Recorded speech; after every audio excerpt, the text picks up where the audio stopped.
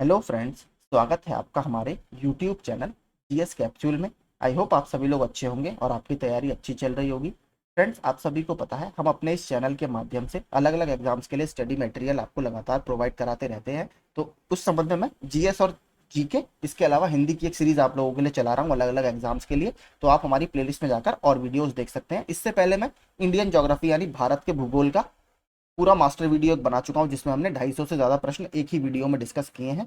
तो उसको आप जाकर मेरी प्लेलिस्ट में देख सकते हैं। अगर आपको वीडियोस पसंद आते हो तो प्लीज़ हमारा चैनल सब्सक्राइब कर लीजिए। तो इसमें पहला सब टॉपिक है ब्रह्मांड। पृथ्वी की निम्न में से किस परत में वायुमंडलीय ओजोन परत अधिकतर केंद्रित है? तो इसमें समताप मंडल में आपकी ओजोन परत आपको मिलेगी। समताप मंडल दूसरी लेयर है। सबसे नीचे क्या होता है आपका?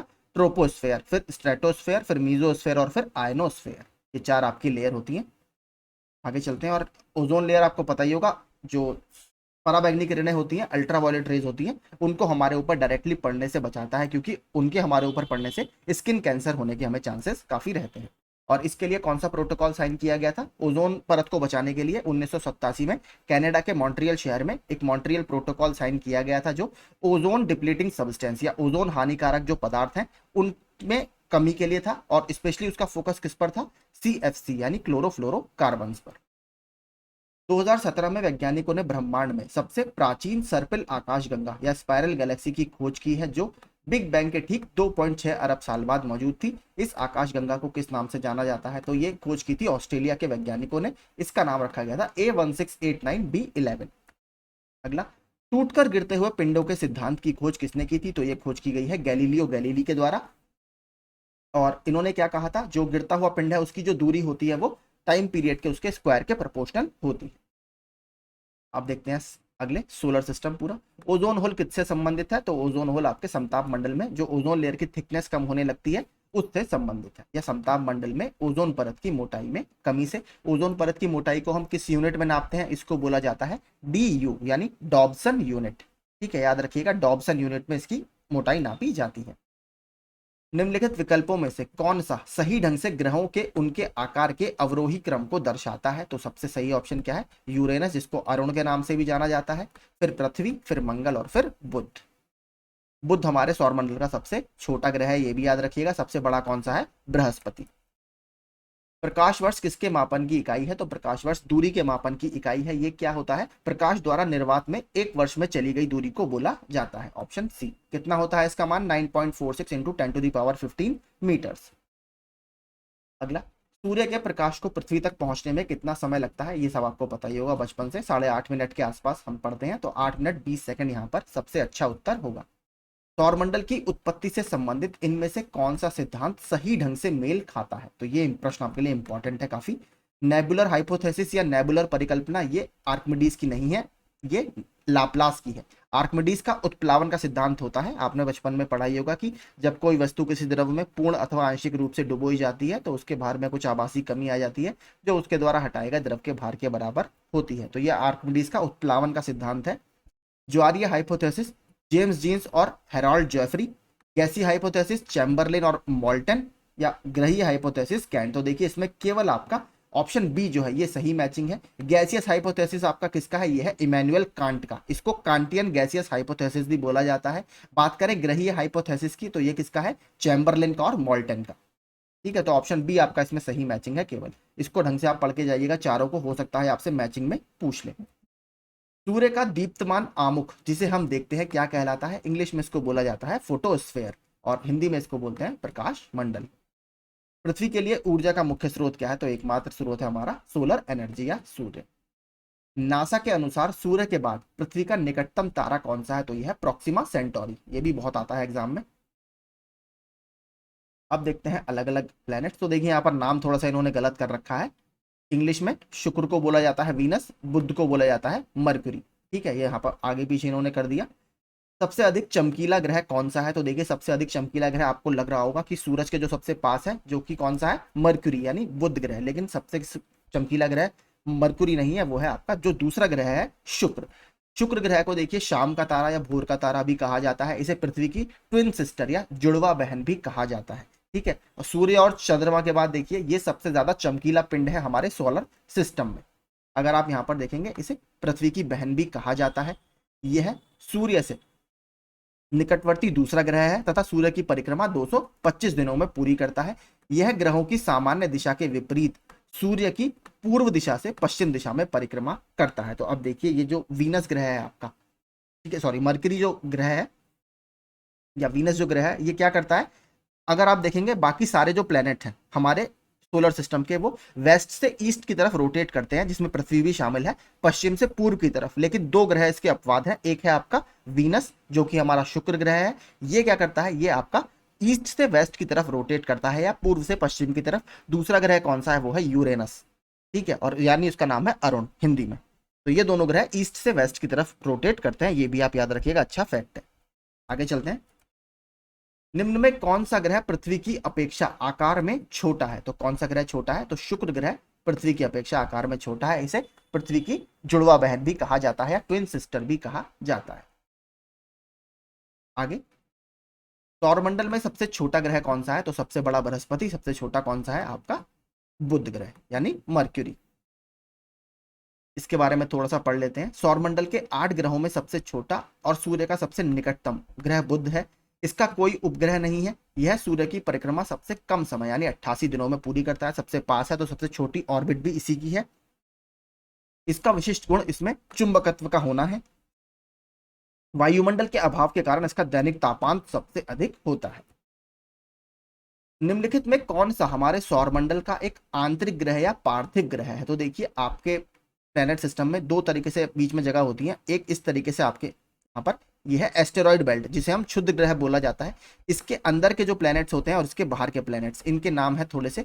अंदर इसमें 4 प्लैनेट्स होते हैं, MVEM उसका कोड है, यानी मर्क्यूरी, वीनस, अर्थ और मार्स, यानी आपका बुध, शुक्र, पृथ्वी और मंगल ग्रह। इसके बेल्ट के बाहर जो ग्रह हैं वो है आपका जुपिटर, सैटर्न, यूरेनस और नेपच्यून। ये 4 ग्रह इसके बाहर के हैं। तो अंदर वाले जो ग्रह होते हैं इनको बोला जाता है आंतरिक ग्रह या इनर प्लेनेट या पार्थिव ग्रह, क्योंकि ये इस बेल्ट के अंदर की तरफ है। तो इसमें आपसे पूछा है कौन सा आर्थिक ग्रह है, तो देखिए मंगल ग्रह इस बेल्ट के अंदर पड़ता है। बाकी जुपिटर यानी बृहस्पति, सैटर्न यानी शनि, यूरेनस यानी आपका अरुण ग्रह और नेपच्यून यानी वरुण ग्रह, ये इसके बाहर पड़ते हैं। तो इन्हें आउटर प्लेनेट बोला जाता है। इंग्लिश में इन्हें जोवियन प्लेनेट भी बोला जाता है। जोवियन ग्रह, नीचे आप देखिए जोवियन प्लेनेट, ठीक है। तो आप समझ लीजिए 4-4 का क्लासिफिकेशन है, 4 अंदर है बेल्ट के, 4 बाहर है।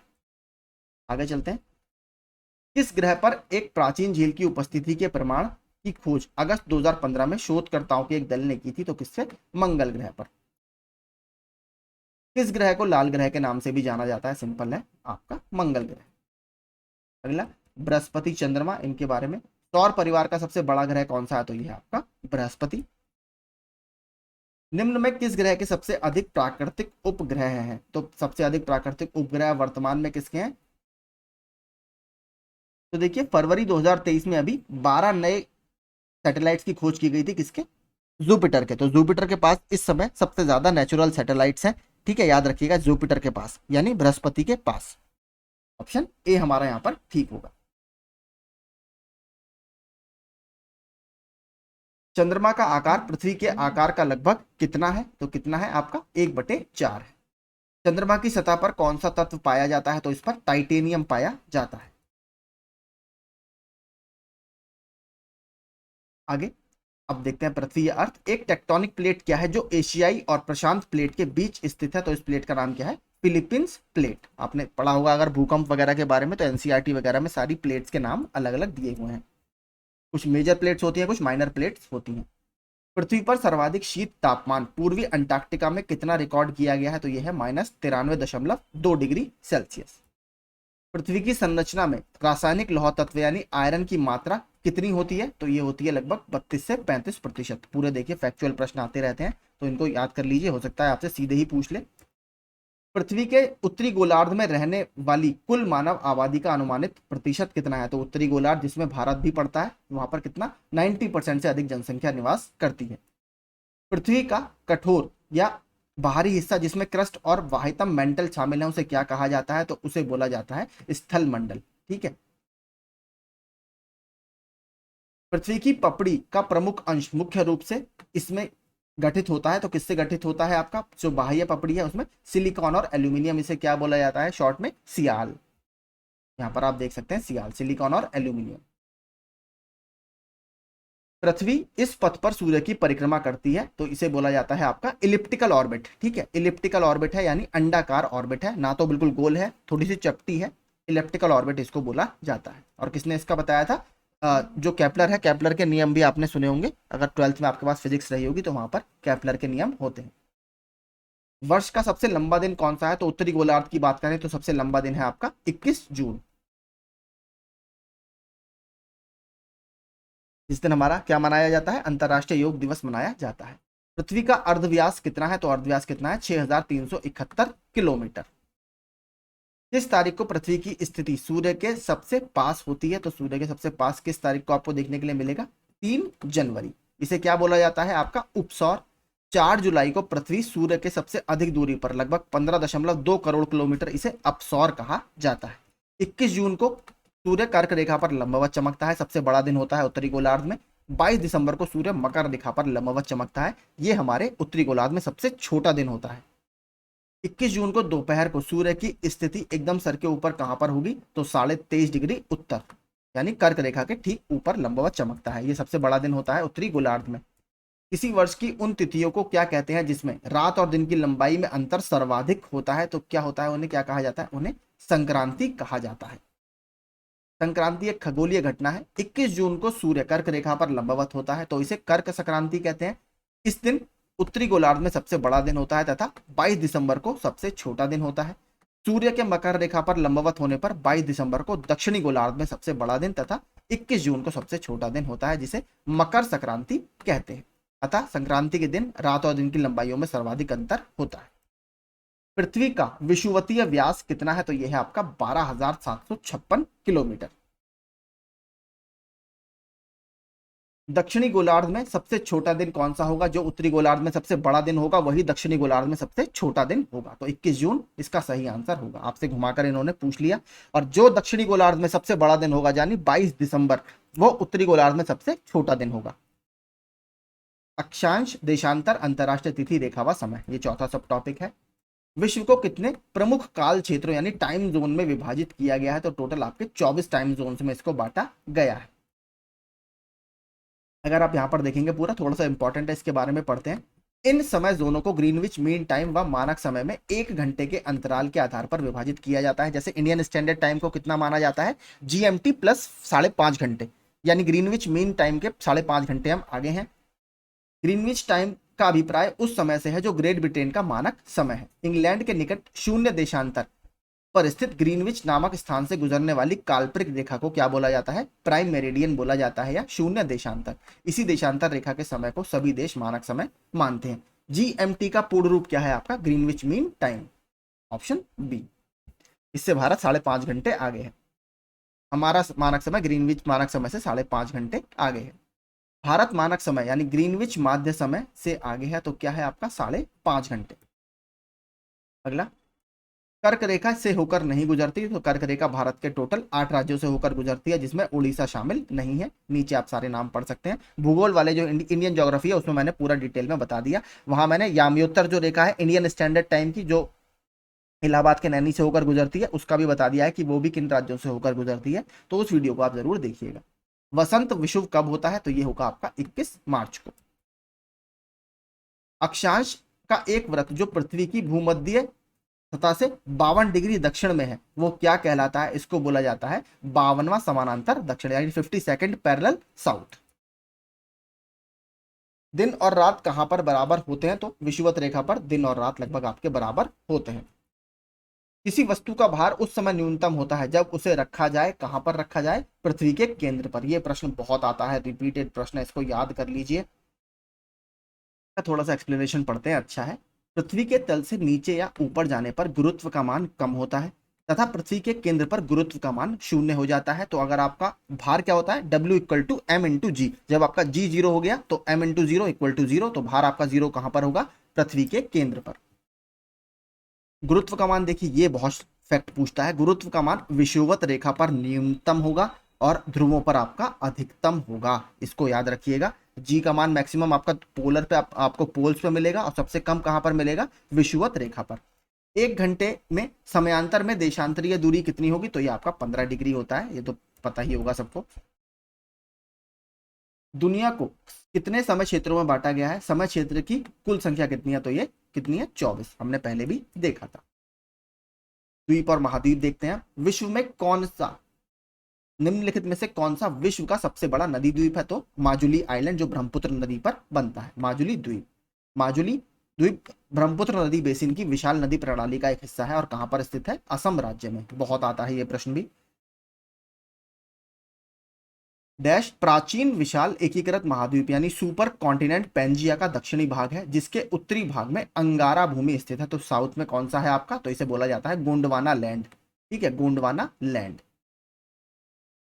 ये पूरा एनसीईआरटी से उठा हुआ प्रश्न है। अगर आप फिजिकल ज्योग्राफी वाली एनसीईआरटी पढ़ेंगे उसमें सीधा ये पूरा इसका डिटेल दे रखा है। Angara land, Gondwana land, Panthalassa, Pangaea sea, ये सब वहां पर आपको मिल जाएगा। निम्नलिखित में से कौन सा हिंद महासागर में दूसरा सबसे बड़ा द्वीप है? तो दूसरा सबसे बड़ा कौन सा? ये है आपका श्रीलंका। सबसे बड़ा कौन सा है? मेडागास्कर। ठीक है, हिंद महासागर में सबसे बड़ा द्वीप मेडागास्कर है। श्रीलंका द्वीप इसमें दूसरे स्थान पर है। ग्रेट बैरियर रीफ क्या है? तो ग्रेट बैरियर रीफ एक प्रवाल भित्ति है। कहां पर है आपका? Option B. अमेरिका के नॉर्थ ईस्ट में ये पड़ती है।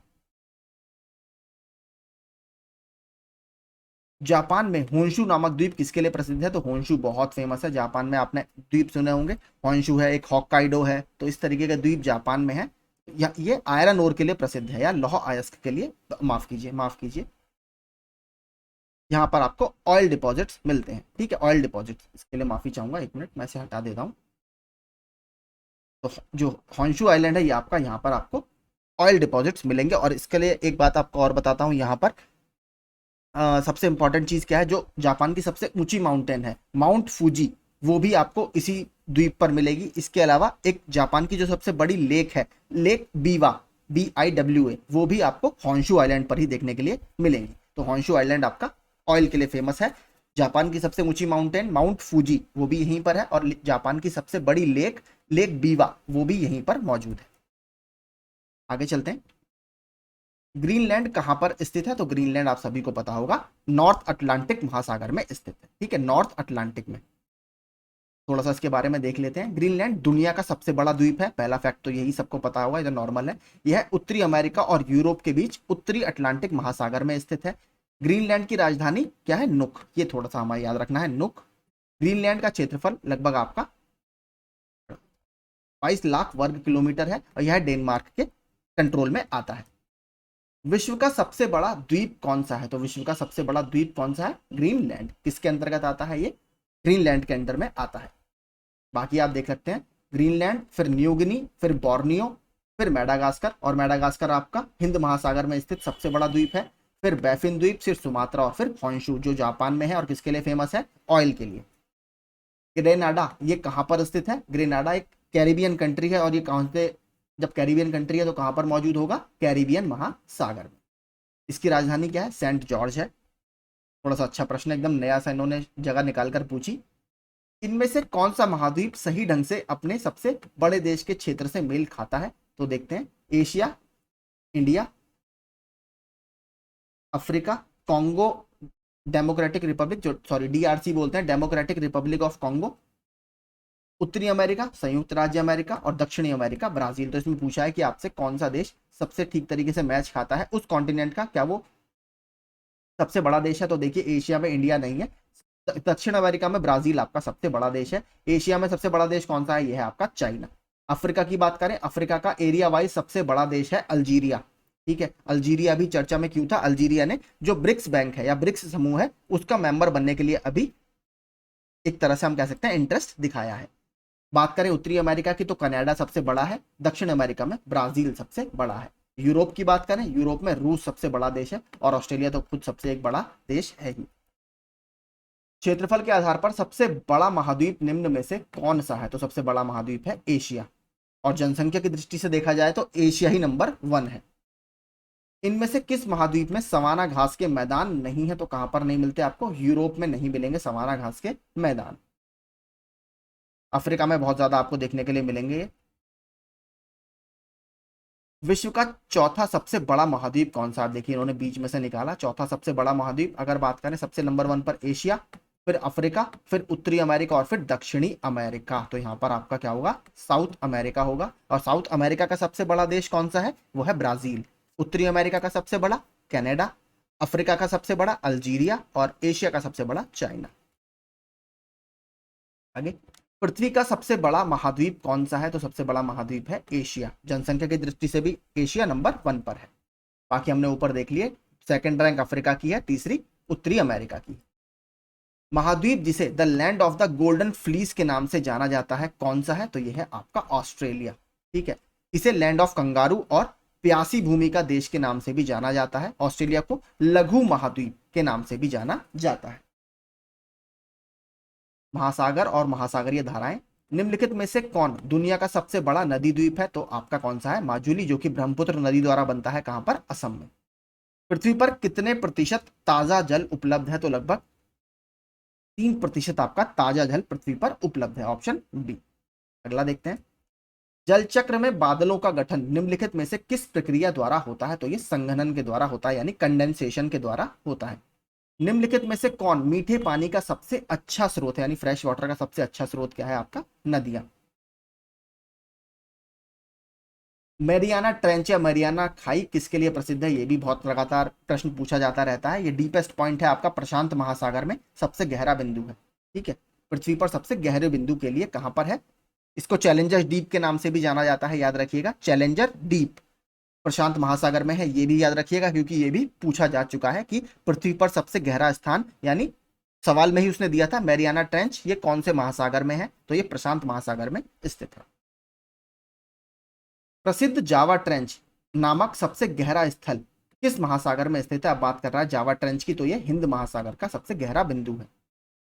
और वैसे सबसे बड़ा गहरा देखा जाए तो कौन सा है, वो है मरियाना ट्रेंच।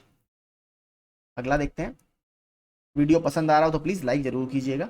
निम्न में से किसे हिंद महासागर के सबसे गहरे बिंदु के रूप में जाना जाता है, वो है आपका सुंडा ट्रेंच। आगे, समुद्री जल का औसतन खारापन कितना होता है, तो ये होता है आपका लगभग 35%। निम्नलिखित में से किस सागर का जल सर्वाधिक खारा है, तो ये डेड सी या मृत सागर का। इसमें इवन ये भी कहा जाता है कि अगर आप लेट जाएंगे तो आप डूबेंगे भी नहीं। ठीक है, इतना इसका खारा पानी है। अगला, निम्नलिखित में कौन सा महासागर सबसे छोटा है, तो सबसे छोटे महासागर की अगर बात करें तो वो है हमारा आर्कटिक महासागर। ठीक है, अगर एरिया देखें, प्रशांत महासागर, फिर अटलांटिक महासागर, फिर हिंद महासागर और इसमें आर्कटिक महासागर। पर्वत, पठार, मरुस्थल और मैदान देखते हैं, निम्नलिखित में से किन नदियों पर पंचेट हिल बांध का निर्माण कराया गया था, तो किस नदी पर, दामोदर नदी पर। विश्व का सबसे बड़ा गर्म मरुस्थल कौन सा है, तो सबसे गर्म मरुस्थल है आपका सहारा मरुस्थल। सहारा विश्व का विशालतम गर्म मरुस्थल है। सहारा नाम रेगिस्तान के लिए अरबी शब्द सहरा से लिया गया है, जिसका अर्थ होता है मरुस्थल। और कई सारे देशों में देखिए, टोटल 11 देशों में यह फैला हुआ है, कितना बड़ा है। अल्जीरिया, चाड, मिस्र, लीबिया, माली, मारितानिया, मोरक्को, नाइजर, सूडान, ट्यूनीशिया और पश्चिमी सहारा में यह फैला हुआ है। यूरेशियाई प्लेट एवं भारतीय प्लेट के टकराव पर सिकुड़न के परिणाम स्वरूप निर्मित लंबवत घाटियां कौन सी हैं, तो इनको क्या बोला जाता है, ड्यून्स। ठीक है, ड्यून्स यूरेशियाई प्लेट और भारतीय प्लेट के टकराव के कारण सिकुड़न के फलस्वरूप निर्मित लंबवत घाटियां हैं। यूरोप में उच्चतम पर्वत शिखरों में से एक माउंट एल्ब्रूस कहां स्थित है, तो माउंट एल्ब्रूस आपका रशिया में स्थित है। आगे चलते हैं, तनामी रेगिस्तान निम्नलिखित में से किस देश में है, तो तनामी आपका ऑस्ट्रेलिया में। ये भी बहुत पूछा जाता रहता है। ठीक है, तनामी ऑस्ट्रेलिया के द ग्रेट सैंडी रेगिस्तान के पूर्व में स्थित है। इस रेगिस्तान का क्षेत्रफल 37,500 वर्ग किलोमीटर है। तनामी पृथ्वी का शुष्क स्थल और प्रमुख विलगित रेगिस्तान है। इस रेगिस्तान की मुख्य वनस्पतियों में स्पिनीफेक्स घास, जो नुकीली पत्ती वाली होती है, बबूल तथा अन्य छोटी झाड़ियां आती हैं। यही यहाँ लाल रंग के कंगारू भी पाए जाते हैं। कजाइल कुम रेगिस्तान कहां पर स्थित है, बहुत अच्छा देखिए प्रश्न है। कजाइल कुम आपका उज्बेकिस्तान और तुर्कमेनिस्तान, ये दोनों में ही स्थित है। ठीक है, तो कजाई कुम रेगिस्तान उज्बेकिस्तान, कजाकिस्तान और तुर्कमेनिस्तान में स्थित है। और यह रेगिस्तान सिर दरिया तथा आमू दरिया नामक दो नदियों के दोआब के मध्य स्थित है। निम्नलिखित में कौन सा देश आंशिक या पूर्ण रूप से सहारा रेगिस्तान में नहीं आता, तो देखिए हमने ऊपर देखा था नाइजर आता है, नाइजीरिया नहीं आता, याद रखिएगा नाइजर कंट्री आती है इसमें, लेकिन नाइजीरिया नहीं आता। आगे देखते हैं, कौन सी पर्वत की चोटी पृथ्वी के केंद्र से दूरतम बिंदु है? तो किसकी दूरतम बिंदु है? माउंट चिम्बराजो पर्वत की चोटी पृथ्वी के केंद्र से दूरतम बिंदु है। यह विषुवत रेखा पर स्थित देश इक्वेडोर में है। क्योंकि पृथ्वी गोल नहीं है, यह दीर्घवृत्ताकार है, जिससे विषुवत रेखा पर इसका व्यास अधिक है, इसलिए पृथ्वी से दूरतम बिंदु पर स्थित है। हिमालय के सर्वोच्च शिखर माउंट एवरेस्ट की ऊंचाई कितनी है? तो हिमालय के सर्वोच्च शिखर इसकी ऊंचाई है 8,848 मीटर। नेपाल में से सागर माथा के नाम से जाना जाता है। निम्नलिखित में कौन सा उच्चतम पर्वत शिखर गैर एशियाई है, यानी जो एशिया में मौजूद नहीं है? देखते हैं, एशिया से बाहर विश्व का सबसे ऊंचा पर्वत शिखर कौन सा है आपका? माउंट एकोंकागुआ, जो कहां पर है? अर्जेंटीना में स्थित है। एशिया में सबसे बड़ा कौन सा है आपको पता ही होगा, माउंट एवरेस्ट। विश्व की सबसे बड़ी पर्वत श्रृंखला कौन सी है? तो सबसे बड़ी पर्वत श्रृंखला है आपकी एंडीज। कहां पर है? साउथ अमेरिका यानी दक्षिण अमेरिका में। उसके बाद नंबर आता है रॉकीज का, वो कहां पर है? उत्तरी अमेरिका में। एक 7,000 किलोमीटर है, अगली 4800 किलोमीटर। फिर तीसरे पर नंबर है हिमालय का, जो आपका लगभग 2400 किलोमीटर है। इसके बाद ग्रेट डिवाइडिंग रेंज है ऑस्ट्रेलिया में, वो 3700 किलोमीटर की है। ट्रांस अंटार्कटिका ये आपका 3500 किलोमीटर का है। आगे चलते हैं, मरुद्वीप संबंधित है। तो मरुद्वीप किससे संबंधित है? ये आपका ओएसिस इसको बोला जाता है, ये रेगिस्तान से संबंधित है। 88वां देखते हैं, मरुस्थलीय क्षेत्रों में वायु अपर्दन होता है क्योंकि मिट्टी को पकड़े रहने के लिए कोई पेड़ पौधे नहीं होते। शुष्क भूमि में यह होने का क्या कारण है? ओवर ग्रेजिंग या अति चराई। झील प्रपात, इनके बारे में देखते हैं। निम्नलिखित में से कौन पृथ्वी का सबसे बड़ा अंतः स्थलीय जल निकाय है, यानी इनलैंड वाटर बॉडी है? तो कौन सी है आपकी? कैस्पियन सी। और इसकी सीमा देखिए पूछता रहता है, हाँ, कि कैस्पियन से किस किस से कंट्री से बॉर्डर करता है? तुर्कमेनिस्तान से, अजरबैजान से, रूस से, ईरान से और कजाकिस्तान से। निम्नलिखित में से कौन सा सतह पर जल संसाधन का एक उदाहरण है? तो सतह पर कौन सा है आपका? सरफेस वाटर का झील। विश्व का सबसे ऊंचा झरना कहां पर स्थित है? तो ये आपका है वेनेजुएला में। नाम क्या है? Angel falls. ये आप सभी ने सुना ही होगा, एंजल फॉल्स। निम्नलिखित में कौन सा दुनिया में सबसे ज्यादा ऊंचाई वाला झरना है? तो वही आपका वेनेजुएला में स्थित एंजल फॉल्स। भूकंप ज्वालामुखी देखते हैं। भूकंप की निम्नलिखित में से कौन सी तरंगें सबसे ज्यादा विनाशक होती हैं? तो ये होती हैं आपकी सरफेस वेव्स, इनसे सबसे ज्यादा डिस्ट्रक्शन होता है। लेकिन देखिए आयोग ने इसमें पी को आंसर माना है, पता नहीं क्यों। आप एनसीईआरटी पढ़ेंगे, एनसीईआरटी में सबसे जो शक्तिशाली वेव है, सबसे घातक वेव है, वो इसको ही माना जाता है, सरफेस वेव्स को। तो मुझे लगता है सबसे इसका अच्छा आंसर सतही तरंगे ही होना चाहिए था। इनमें से कौन सा टेक्टोनिक प्लेट के मूवमेंट या शिफ्ट का कारण होता है? जहां ये टेक्टोनिक प्लेट मिलते हैं तो ये होता है आपका भूकंप। सबसे ज्यादा खतरनाक भूकंप इन्हीं टेक्टोनिक प्लेट के मूवमेंट्स के, जहां पर इंटरसेक्शन होता है, वहां पर आते हैं। भूकंप को रिकॉर्ड करने के लिए निम्नलिखित में से किस उपकरण का इस्तेमाल किया जाता है? तो सीज्मोग्राफ इसमें यूज होता है, ऑप्शन ए सीज्मोग्राफ। अगला देखते हैं, हवाई ज्वालामुखी निम्नलिखित में से किसका उदाहरण है? तो हवाई ज्वालामुखी ढाल ज्वालामुखी का उदाहरण है। माउंट एटना, जिसे यूरोप का सबसे सक्रिय ज्वालामुखी माना जाता है, किस देश में स्थित है? तो माउंट एटना है आपके इटली में। माउंट किलिमंजारो कहां पर स्थित एक निष्क्रिय ज्वालामुखी है? तो यह है आपका तंजानिया में। ये बहुत इंपॉर्टेंट है, ये भी बहुत पूछता रहता है। गैलेरस ज्वालामुखी किस देश में स्थित है? ये भी थोड़ा सा नया है एक। तो गैलेरस ज्वालामुखी आपके कोलंबिया में स्थित है, ठीक है, कोलंबिया में। आगे देखते हैं, वायुमंडल। सामान्य वर्षा में अचानक वृद्धि हो जाती है और कई दिनों तक लगातार जारी रहती है, इसे मानसून का क्या कहा जाता है? इसे बोला जाता है मानसून बर्स्ट या मानसून का फटना, ऑप्शन सी। रेडियो तरंग के संचरण के लिए प्रयुक्त वायुमंडल का स्तर है, तो कौन सा स्तर है आपका? आयन मंडल। वायु का लगभग कितना भाग ऑक्सीजन है? तो ये आपका सही रेशियो होगा इसमें, 1:5, ऑप्शन। सबसे ज्यादा हमारे वैसे वायुमंडल में क्या है? नाइट्रोजन है 78%, और फिर क्या है हमारी? ऑक्सीजन लगभग 21% के आसपास है।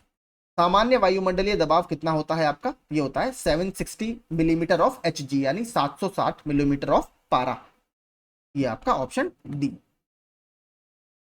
कब अग्नि ज्वलनशील नहीं हो पाती? तो जब अगर वायु में आपके ऑक्सीजन की मात्रा 15% से कम है तो आपकी आग नहीं जल पाएगी। Option D.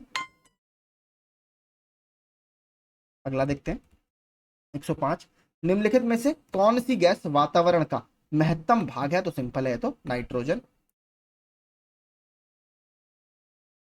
हवा में निम्नलिखित में से कौन सी गैस प्रधान रूप में विद्यमान है? तो क्या है? नाइट्रोजन। टॉप की तीन देखिए क्या है, नाइट्रोजन है 78%, 21% के आसपास ऑक्सीजन है और उसके बाद 0.93 आपकी क्या है? आर्गन। कार्बन डाइऑक्साइड की मात्रा कितनी है? 0.03%। वह कौन सी पर्यावरणीय परत है जो विकिरण को वापस पृथ्वी में प्रत्यावर्तित कर देती है? तो कौन सी है? स्ट्रेटोस्फेयर, यानी समताप मंडल। धुंध जो नमी के बड़े कणों से बना है क्या कहलाता है? इसको बोला जाता है कोहरा या फॉग। वायुमंडल में लगभग कितने प्रतिशत नाइट्रोजन होती है? तो 78 से 79, सबसे ज्यादा यही है हमारे वातावरण में। विश्व की प्रमुख नदियां, यहां से भी प्रश्न देखिए बनते रहते हैं। उस सबसे बड़े देश का नाम बताएं जिसकी सीमा में एक भी नदी नहीं बहती? तो आपका जो सऊदी अरब है, इसकी बाउंड्री पे कोई भी नदी नहीं बहती। इसके अलावा और भी देश हैं 17 ऐसे, जिनमें कौन कौन से हैं? ओमान और कतर। कौन सी नदी पूर्वी चीन सागर में बहती है? तो कौन सी नदी बहती है? Yangtse river. और एक बात और याद रखिएगा, ये एशिया की सबसे लंबी रिवर भी है, ठीक है, एशिया की। निम्नलिखित में से कौन सी नदी विषुवत रेखा को 2 बार पार करती है? तो वो है आपकी कांगो रिवर। इसके अलावा देखिए कुछ और फैक्ट्स बहुत इंपॉर्टेंट है। दक्षिण अफ्रीका की लिम्पोपो नदी मकर रेखा को 2 बार काटती है तथा भारत की माही नदी कर्क रेखा को 2 बार काटती है। तो ये प्रश्न भी दोनों पूछे जाते रहते हैं, याद रखिएगा। डैन्यूब नदी का उद्गम स्थल किस देश से है? तो डैन्यूब नदी आपकी जर्मनी से निकलती है। ये इंपॉर्टेंट है, थोड़ा सा इसके बारे में पढ़ते हैं। डैन्यूब नदी मध्य यूरोप में बहने वाली नदी है। इस नदी का उद्गम जर्मनी देश के ब्लैक फॉरेस्ट के पहाड़ों में है। तो ब्लैक फॉरेस्ट के जो पहाड़ हैं ये जर्मनी में स्थित है। ये भी प्रश्न आपका पूछा जा चुका है। अगला देखते हैं यहां पर, और कहां पर गिरती है ये ब्लैक सी में आपके या काला सागर में गिर जाती है। यह यूरोप की देखिए दूसरी सबसे लंबी नदी है। यूरोप की सबसे लंबी नदी कौन सी है? रिवर वोल्गा, ठीक है। वोल्गा नदी के बाद ये यूरोप की दूसरी सबसे लंबी नदी है। आगे, विश्व के प्रमुख देश, राजधानी और मुद्राएं। निम्नलिखित में कौन सी ओमान की राजधानी है? तो ओमान की है आपकी मस्कट। मनामा कहाँ की है? मनामा आपकी बहरीन की है। माले आपकी सिंपल मालदीव्स की है। मॉस्को रूस की है और मस्कट ओमान की है। इसराइल की राजधानी कौन सी है? तो ये है आपकी जेरूसलम। बगदाद इराक की है। डबलिन आयरलैंड की है। टोक्यो जापान की है। काबुल अफगानिस्तान की। निम्नलिखित में से पोलैंड की राष्ट्रीय मुद्रा क्या है? यह है ज़्लॉटी। कैपिटल क्या है? वॉर्सो। निम्नलिखित में से हंगरी की राष्ट्रीय मुद्रा क्या है? तो हंगरी की राष्ट्रीय मुद्रा है हंगेरियन फॉरेंट। राजधानी क्या है? बुडापेस्ट। यूरोप में टोटल कितने देश हैं? यूरोप में आपके टोटल 44 देश हैं। सी। माले कहाँ की राजधानी है? सिंपल, ये तो मालदीव्स की राजधानी है। अल्जीरिया की क्या है? अल्जियर्स। कीनिया की क्या है? नैरोबी। और मॉरिशियस की क्या है? Port Louis. वेनिस शहर जो नहरों और पुलों से युक्त है किस देश में स्थित है? तो वेनिस आपका कहां पर है? ये इटली में स्थित है। निम्नलिखित में से कौन सी भूमि किसी भी देश के स्वामित्व में नहीं है? तो अंटार्कटिका। इसको कॉन्टिनेंट ऑफ साइंस बोला जाता है या विज्ञान का कॉन्टिनेंट बोला जाता है। ये किसी भी देश के कंट्रोल में नहीं आती। निम्नलिखित में से कौन सा शहर पश्चिमी ऑस्ट्रेलिया की राजधानी है? तो वेस्टर्न ऑस्ट्रेलिया की राजधानी क्या है? आपकी पर्थ, जहां पर आपके क्रिकेट मैच वगैरह भी बहुत होते हैं। निम्नलिखित में से सर्वाधिक सीमाओं वाला देश कौन सा है? तो ये कौन सा है? आपका चाइना। चाइना की सीमा आपकी 14 देशों से लगती है, ठीक है। ये पूरे आप नाम पढ़ सकते हैं। दुनिया का सबसे छोटा देश कौन सा है? तो वो है आपका वेटिकन सिटी। ग्रेनेडा कहां पर स्थित है? तो हमने पहले भी देखा था, ग्रेनेडा आपका कैरिबियन सी में स्थित है। अगला, स्वीडन की राजधानी का क्या नाम है? तो ये है आपका स्टॉकहोम। बाकी स्विट्जरलैंड की क्या है? आपकी बर्न है। लग्जमबर्ग की लग्जमबर्गी है। स्पेन की मैड्रिड है। इनमें से कौन सा यूरोपीय देश है? तो यूरोपीय कौन सा है? आपका बुल्गारिया। बाकी सूडान तो आपका कहां पर है? अफ्रीका में है। बाकी सारे ही, बल्कि आपके बेनिन, सूडान और घाना तीनों ही अफ्रीकी देश हैं। अजरबैजान जो कभी सोवियत संघ का एक हिस्सा था, निम्नलिखित में से कौन सी उसकी राजधानी है? यह है बाकू। उलान बटोर किसकी है? मंगोलिया की। कीव किसकी है? यूक्रेन की। उज्बेकिस्तान की क्या है? ताशकंद। निम्नलिखित में से किस देश की समुद्री सीमा भूमध्य सागर पर नहीं है? तो किसकी नहीं है? बेल्जियम की सीमा आपकी भूमध्य सागर पर नहीं है। बेल्जियम कहां पर है? आपका जो नॉर्थ सी है हमारा या उत्तरी सागर है, उसके बॉर्डर पर स्थित है। निम्नलिखित में से कौन सा एक अल्पाइन देश है जहां पर अल्पाइन वेजिटेशन वगैरह है, या एक तरह से बोल सकते हैं आप ऑल्प्स पर्वत जहां पर पाया जाता है वहां पर है। तो ऑल्प्स पर्वत किसके पास मिलेगा आपको? इटली के पास। अगला हमें कैपिटल मिलानी है। तंजानिया की डोडोमा, कीनिया की नैरोबी, मोरक्को की रबात और नामीबिया की विंडहॉक। ठीक है, तो ये आप मिला लीजिए, इसके हिसाब से देखते हैं। पूरा हमारा ऑप्शन ए यहाँ पर ठीक है। निम्नलिखित में से किन देशों में से भूमध्य रेखा होकर गुजरती है? तो भूमध्य रेखा कुल 13 देशों से होकर गुजरती है। और कौन कौन से हैं? साओ टोम और प्रिंसिप, गैबॉन, कॉन्गो गणराज्य, कॉन्गो लोकतांत्रिक गणराज्य, Uganda, Kenya, Somalia, Maldives, Indonesia, Kiribati, Ecuador, Colombia और ब्राजील। तो इन 13 देशों से आपकी भूमध्य रेखा होकर गुजरती है। तो सही आंसर क्या होगा? Option B. निम्नलिखित में कौन सा देश कुल क्षेत्रफल की दृष्टि से विश्व में 5वें स्थान पर है? तो 5वें स्थान पर कौन सा है? ब्राजील है। भारत 7वें स्थान पर है। अबू धाबी किसकी राजधानी है? तो अबू धाबी यूएई की राजधानी है। यहाँ पर आईआईटी दिल्ली अभी भारत के बाहर आईआईटी का दूसरा कैंपस बनाने जा रहा है। पहला कहां पर बना है? तंजानिया के जांजीबार में। पटाका किस देश की मुद्रा है? ये भी इंपॉर्टेंट है, थोड़ा सा नया है। इस देश की मुद्रा है मकाऊ की। ठीक है, मकाऊ की मुद्रा है। पनामा की क्या है? डॉलर। लाओस की लाओ किप, मकाऊ की पटाका, मैक्सिको की मैक्सिकन पीसो। ये भी कई बार पूछी जा चुकी है। बाकी ऊपर राजधानी बतानी भूल गया मैं। नीदरलैंड की एम्स्टरडेम, सिंपल है। दक्षिण कोरिया की सियोल और इटली की रोम। अब देखते हैं इकोनॉमिक ज्योग्राफी।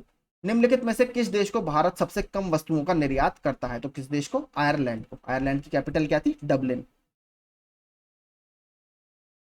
आगे चलते हैं। निम्नलिखित में से कौन सा देश विश्व में गेहूं का सबसे बड़ा उत्पादक है? तो क्या है? चीन है। भारत में गेहूं का सबसे बड़ा उत्पादक कौन है? उत्तर प्रदेश। याद रखिएगा, ये भी इंपॉर्टेंट है।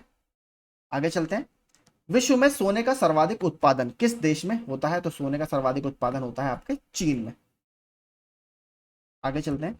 2017-18 के दौरान निम्नलिखित में कौन सा देश दुनिया का सबसे बड़ा दुग्ध उत्पादक था? तो वो था इंडिया यानी भारत। आगे देखते हैं। एशिया की सबसे बड़ी प्याज की मंडी कहां पर स्थित है? तो यह है आपके लासलगांव, महाराष्ट्र में। सिल्क का सर्वाधिक उत्पादक देश कौन सा है? तो वही आपका चाइना। किस देश में यूरेनियम का सर्वाधिक भंडार है? तो कहां पर है? ऑस्ट्रेलिया में यूरेनियम के सबसे ज्यादा रिजर्व मौजूद है। कौन सा देश सर्वाधिक मरकरी का उत्पादन करता है? तो मरकरी का उत्पादन कहां पर सबसे ज्यादा होगा आपका? प्रश्नकाल में इसका आंसर था इटली। वर्तमान में सबसे बड़ा मरकरी उत्पादक है आपका चाइना। ठीक है, चीन बन चुका है फिर इसमें। आप विश्व में प्लेटिनम का उत्पादन किस देश में सर्वाधिक होता है? प्लेटिनम आपके साउथ अमेरिका में, या सॉरी साउथ अफ्रीका में सबसे ज्यादा होता है। निम्नलिखित में से किस देश का संसार में धान उत्पादन में दूसरा स्थान है? तो एफएओ के अनुसार भारत धान उत्पादन में दूसरे स्थान पर है। ठीक है, और पहला स्थान किसका है? ऑब्वियसली हमारा चीन का है। परिवहन ट्रांसपोर्टेशन, विश्व की सबसे तेज चलने वाली ट्रेन कौन सी है? तो यह है आपकी शंघाई की मैगलेव ट्रेन। मैगलेव की फुल फॉर्म होती है आपका magnetic levitation. Canadian Pacific railway चलती है कहां से कहां तक आपका? तो ये चलती है आपकी वैंकूवर से हैलीफैक्स के बीच में। ग्लेशियर एक्सप्रेस निम्नलिखित में से किस देश की प्रसिद्ध रेलगाड़ी है? तो यह है आपकी स्विट्जरलैंड की। मिसलेनस देखते हैं। उस जंगल का नाम बताइए जिसे पृथ्वी ग्रह के फेफड़ों के रूप में जाना जाता है? तो यह है अमेजोन के वर्षा वनों को। ऑप्शन सी।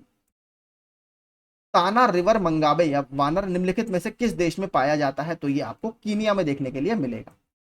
भारत में निम्नलिखित में से किस स्थान पर दिन और रात के तापमान में व्यापक अंतर पाया जाता है? तो कौन से स्थान में पाया जाएगा? थार मरुस्थल में। Option A. निम्नलिखित में से किसे भारत का स्कॉटलैंड भी कहा जाता है? तो पूर्व को कहा जाता है। आगे, जलीय पारिस्थितिकी तंत्र का बायोमास पिरामिड। तो जलीय पारिस्थितिकी तंत्र में बायोमास का पिरामिड इन्वर्टेड बनता है यानी उल्टा बनता है। अगला देखते हैं। दुनिया का सबसे ऊंचा ज्वार कहां पर पाया जाता है? तो कनाडा का में एक जगह है बे ऑफ फंडी। तो फंडी की खाड़ी में आपको सबसे ऊंचे ज्वार देखने के लिए मिलेंगे। किस पश्चिमी अफ्रीकी देश ने घातक मार्बर्ग वायरस के पहले प्रकोप की सूचना दी है? तो उस समय चर्चा में होगा, यह था घाना। 2004-5 में निम्नलिखित में से किस महाद्वीप में जनसंख्या में सबसे अधिक वृद्धि हुई है? तो यह हुई है आपकी एशिया में।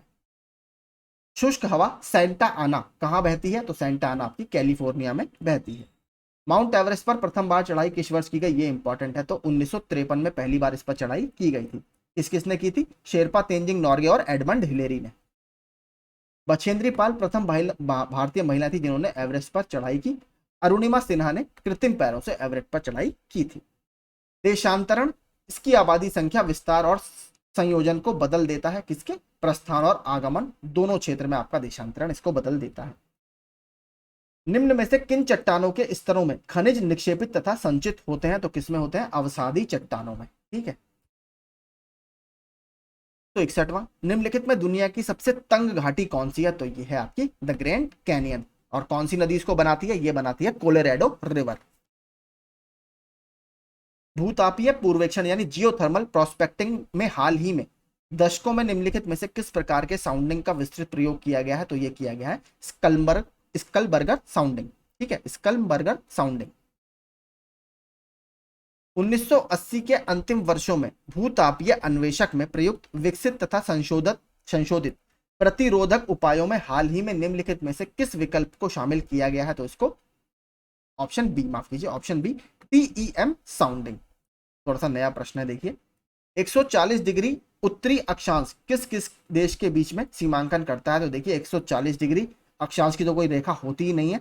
ये आपका प्रश्न ही गलत था, गलत छप गया था शायद ये। और बाकी देखिए कुछ इंपॉर्टेंट रेखाएं सारी यहाँ पर हैं, आप इनको देखिए, स्क्रीनशॉट इसका ले लीजिए। मैं रिकमेंड करूंगा इनको आप जरूर पढ़ के जाइएगा, काफी इंपॉर्टेंट सारी लाइन है। डूरंड रेखा पाकिस्तान और अफगानिस्तान के बीच में, रेडक्लिफ भारत और पाकिस्तान के बीच में, मैकमोहन इंडिया और चाइना के बीच में। ये तीन तो हमारे लिए इंपॉर्टेंट ही हैं, बाकी सारा आप इसका स्क्रीनशॉट ले लीजिए। भारत और श्रीलंका को अलग करने वाली जल राशि कौन सी है? तो भारत और ये करती है आपको पाक जल संधि, option C. 10 degree channel Andaman और निकोबार को अलग करता है। 8 डिग्री चैनल मालदीव तथा लक्षद्वीप के मध्य से गुजरता है। मार्च 2019 तक उपलब्ध जानकारी के अनुसार इन 4 देशों दक्षिणी सूडान, लीबिया, यमन और ग्रीस में निम्नलिखित में से कौन सी बात सामान्य है? तो यहां पर सभी में औसतन 10 साल की नकारात्मक आर्थिक वृद्धि हुई है, ऑप्शन डी। संघनन जल चक्र की प्रक्रियाओं में से एक है। संघनन के बारे में निम्नलिखित में से कौन सा कथन सत्य है? तो निश्चित ताप पर जो आपका वाष्प का द्रव में बदलने की प्रक्रिया आपकी संघनन कहलाती है, ऑप्शन ए यहां पर आपका ठीक होगा। निम्नलिखित में कौन सा चक्र पृथ्वी पर मौसम के पैटर्न का एक महत्वपूर्ण पहलू है? तो यह आपका वाटर साइकिल या जल चक्र। एक्वीफर या जलभृत क्या है? तो एक्वीफर या जलभृत क्या होते हैं? भौम जल स्तर के नीचे संतृप्त क्षेत्र या सैचुरेटेड एरियाज। मैक्सिको की खाड़ी किसके द्वारा अटलांटिक महासागर से जुड़ी हुई है? तो ये फ्लोरिडा की जो जल संधि है उसके द्वारा जुड़ी हुई है। नीचे दिए गए निम्नलिखित विकल्पों में से जल चक्र के संदर्भ में गलत कथन की पहचान करनी है। तो जल वाष्प केवल वाष्पोत्सर्जन के माध्यम से ही वायुमंडल में आती है, ऐसा नहीं है, और भी बहुत सारे इसके सोर्स हो सकते हैं। अगला देखते हैं। असंगत मिलान खोजे, दुनिया में सबसे बड़ा प्राणी ब्लू व्हेल, सबसे बड़ा डेल्टा सुंदरवन, ये ठीक है। सबसे गहरी झील सुपीरियर कनाडा, तो देखिए सुपीरियर कनाडा वाला ऑप्शन जो है ये गलत है। सबसे गहरी झील कौन सी होती है आपकी? यह है बैकाल लेक। आगे चलते हैं। अंतरराष्ट्रीय चावल अनुसंधान संस्थान कहां पर है? तो Indian international rice research institute, ये आपका फिलीपींस की राजधानी मनीला में स्थित है। और भारत में इसका कार्यालय कहां पर है? वाराणसी में। यूरोप का प्रमुख मछुआही केंद्र डॉगर बैंक कहां पर स्थित है? तो डॉगर बैंक है आपका नॉर्थ सी में या उत्तरी सागर में। जो हमने देखा था बेल्जियम वाला प्रश्न, बेल्जियम आपके जो बेल्जियम देश है वो नॉर्थ सागर से ही बॉर्डर करता है। पेंटागोनिया कहां पर स्थित है? तो पेंटागोनिया एक पठार क्षेत्र है जो कहां पर है? अर्जेंटीना में स्थित है। विश्व में मूंगा या रेशम का अग्रणी उत्पादक देश कौन सा है? तो मूंगा रेशम भारत में सबसे ज्यादा उत्पादित किया जाता है।